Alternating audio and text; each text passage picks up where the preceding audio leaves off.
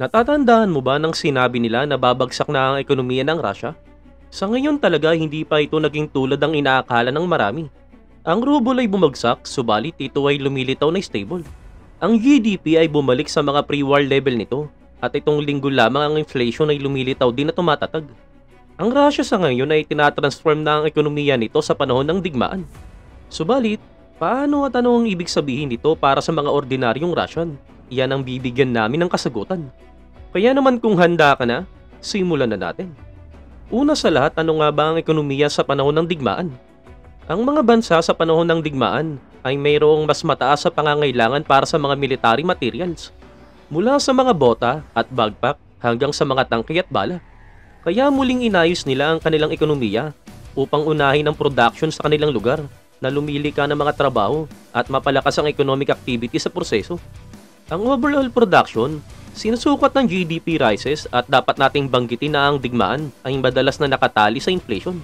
At dahil ang resources at manpower ay itinapon sa war effort, sila ay naging mas kakaunti sa kanilang tahanan.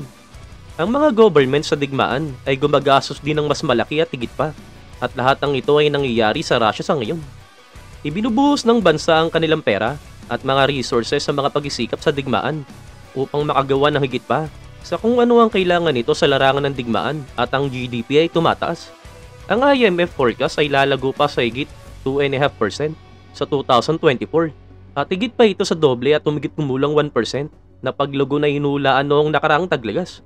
At para sa comparison, ang IMF ay nagsasabi na ang ekonomiya ng US ay dapat lumago ng higit 2% lamang ng taong ito, habang ang Euro area naman ay mahihiya sa 1%. At sa madaling salita, ang paggasta sa digmaan ng Russia ay nagiging mas dominant at feature sa economy nito.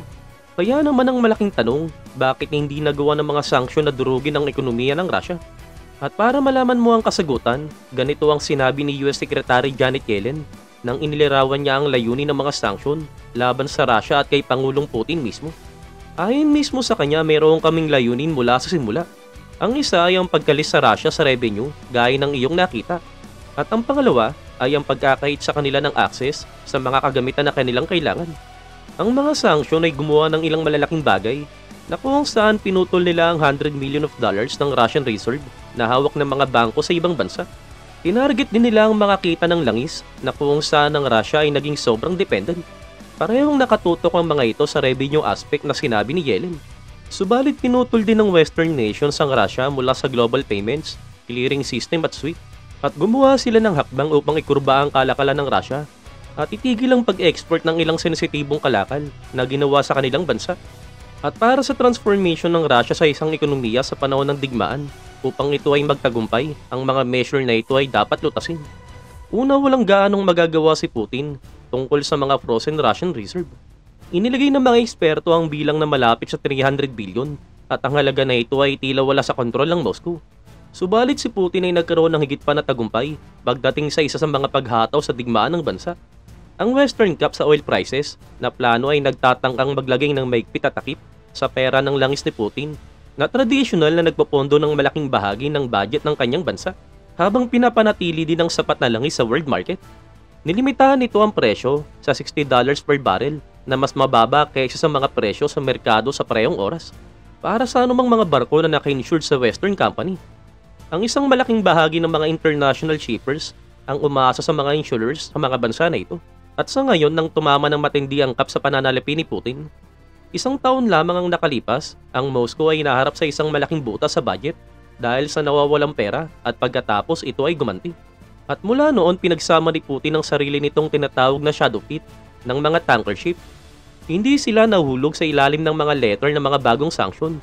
At pinataas pa nito ang pagbebenta ng langis sa mga bansang nagpatent ng mga sanksyon, lalo na ang China at India.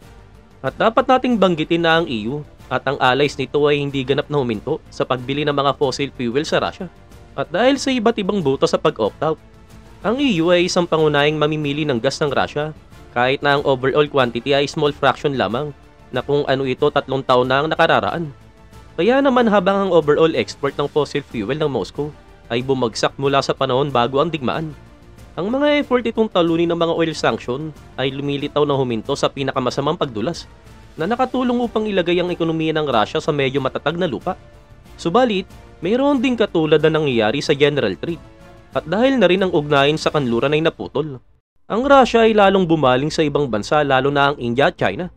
Sinasabi ng Central Bank ng Russia na ang value ng last year import sa taong 2021 level ay lumago pagkatapos ang kasunod na taon nang nagsimula ang digmaan. Pangunahin dahil sa mga bagong supplier sa ibang mga reyon. Subalit upang mapanatili ang sarili nitong mga pabrika na gumana sa panahon ng digmaan, kinakailangan pa rin lampasan ng Moscow ang Western export ban. At sa particular, ang pagtanggi ng Western na magbenta ng mga bagay tulad ng mga kagamitan at semiconductor chips sa Russia. At ang mga ito ay kilala bilang dual-use good at hindi sila explicit weapon. Subalit mayroon silang mahalagang papel sa paglikha at pagpapanatili ng mga weapon system at military material na ginamit sa Ukraine. At bukod sa iba, ang EU, US at UK ay naglagay ng mga kontrol sa pag-export sa marami sa mga bagay na yun. At ang ibig sabihin, hindi nila ipagpapalit ang mga ito sa Russia at ipinagbabawal nila ang kanilang muling pag-export sa pamamagitan ng third country. Subalit para sa Moscow, para palakasin ang sarili nitong production ng mga war material, kailangan nito ang mga components na yun. At sa nakalipas sa 2 taon, naging mas mahusay ang kanilang pagkuha. Idinitali ng mga independent researchers sa mga daloy ng kalakalan sa pamamagitan ng China at particular sa Turkey. Itinuro din ng US at EU ang UAE, Syria at Armenia. Ang mga EU business ay nakikipagkalakalan din ng mas mabigat sa mga traditional Russian partners tulad ng Kyrgyzstan. Sa mga volume na sinasabi ng mga eksperto na maaari lamang ituro ang pag-export sa Russia. Ang lahat ng ito ay mayroong epekto sa battlefield. Subalit, ano ang kinalaman nito sa ekonomiya ng Russia? Kunin na lang nating halimbawa ang export control material na CNC tools. At ito ay isang computer numerical control computer tools at nangangahulugan ito ng precision computer guided tooling para sa paggawa ng mga metal, woodworking, kahit na plastic manufacturing. Ang mga tool na ito ay mahalaga para sa pagbuo at pag-aayos ng lahat mula sa mga aircraft hanggang sa mga bahagi ng missile component at kahit na mga bahagi ng mga drones. At ang kanilang precision sa pangkalahatan ay hindi maaring kopyahin ng mga tao. Lubang umaasa ang Russia sa mga import para sa mga CNC machine tools at mga components. Pangunahin na mula sa EU sa mga nakaraang taon at particular sa Germany. At ang domestic industry nito ay hindi makagagawa ng pagkakaiba na yun, kaya naman dito na pumasok ang mga exporter ng third country. Ang mga Russian import ng CNC machine tool mula sa Turkey ay tumalon pagkatapos magsimula ang digmaan noong 2022. Mula sa isang kargamento bawat 2 buwan sa pagitan ng 2019 at 2022, patungo sa isang araw noong June 2023. At ito ay ayon sa research ng isang American firm na tinatawag na C4ADS. Ito ay sumusunod sa mga record ng kalakalan upang gumuhit ng isang malaking larawan. At sa ibang salita, ang mga tool na ginawa ng EU tulad ng mga metal cutting machine at vertical milling machine ay biglang pumapasok at lumalabas sa Turkey sa mga mataas na numero. At ang record ay nagsasuggest na sila ay bumabagsak sa Russia. At muli, iyon ay dahil para magpatuloy ang sariling mga linya ng production na hinimok ng digmaan ng Russia. Ang mga linya ng production na nagtutulak sa overall economy activity sa bansa, ito ay dapat magkaroon ng mga components na kung hindi ay may nasa off limits. Kaya naman ang pagsabay sa sanction ay naging pinakasentro sa kanilang economy. At kung bakit ang mga third country tulad ng Turkey, UAE at China ay lalong naging mas focus sa mga western sanctioning countries. Subalit ang Turkey ang NATO ally ay nangakong gumawa ng higit pa laban sa mga negosyong nakikipag-trade sa Russia. Sinasabi rin ng UAE na sinusubukan itong pigilan ng dual-use trade flow. Ngayon, ang China naman ay isang hiwalay na kwento. Ito ay sikat tungkol sa no-limit relation sa Russia kahit na ito ay naging mainit sa mga sanction. Ang Moscow ay lalong umaasa sa Beijing. Ang trade sa pagitan ng dalawa ay mas umahato sa 90% mula sa simula ng digmaan hanggang noong nakaraang December. Ang kakayanan ng Russia na makalusot sa ilang mga western sanction ay nagtataas din ng isang katanungan. Paano nito pinangangasiwa ng inflation? At gaya ng sinabi namin kanina, ang mga ekonomiya sa digmaan ay karaniwang nakikipaglaban sa mas mataas sa presyo. Mas mahirap ang paggawa dahil mas maraming tao ang lumalaban. Napakarami sa casualty ng Russia ay hindi na makababalik sa workforce. Mas maraming resource ang itinutulak patungo sa war effort at ginagawa silang mas mahirap na dumating sa pamamagitan ng economy. Malaki ang ginagastos ng government sa paggawa at ang pera ay kailangang manggaling kung saan.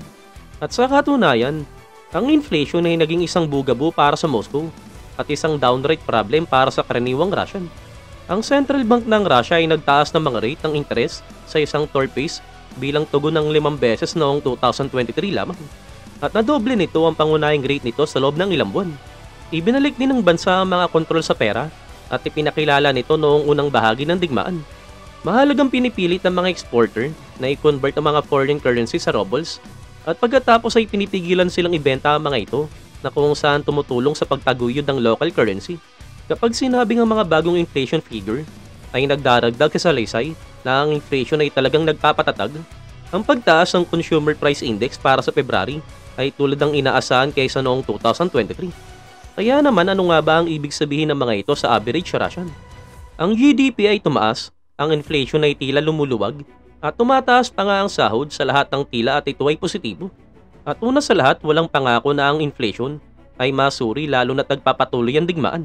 At mayroong ilang nakagagambalang long-term trends tulad ng pagbagsak ng living standards, pagbawas ng kalakalan at ang pag-alis ng mga talent at mayroong mas malawak na problema, isang economy na single-minded. Ang mga investment at labor ay ginagawa na ngayon sa napakalaking sukat para sa isang layunin at ito ang digmaan sa Ukraine. At ang kapital ay ginagamit at ito ay maaaring ilipat sa iba pang mga sektor at ang mga layunin upang bumuo ng kayamanan para sa isang mas diversified economy. Ang ekonomiyang nakatuon sa digmaan ay itinataas din ng papel ng Estado bilang sentro ng negosyo at kalakalan ng bansa. At narito ang sinabi ng director ng IMF tungkol sa kamakailang paglipat ng Russia. At kung titignan mo ang Russia sa ngayon, ang production ay tumataas, ang military consumption ay bumababa, at iyon ay dating halos kung ano ang dating itsura ng Soviet Union.